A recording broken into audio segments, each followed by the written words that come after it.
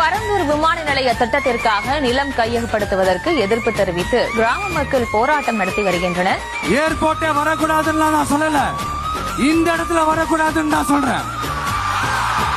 கூட்டம் நடைபெறக்கூடிய அந்த ஒரு அரங்கில் நீண்ட நேரமாக காத்திருந்த மக்கள் ஒரு கட்டத்தில் பொறுமை இழந்து அமைச்சர்கள் வராததால் அரசு அதிகாரிகளுடன் வாக்குவாதத்தில் ஈடுபட்டு எங்க பேர பசங்க படிச்சுட்டு ஏர்போர்ட்ல சோறு இல்லாத ஏர்போர்ட்ல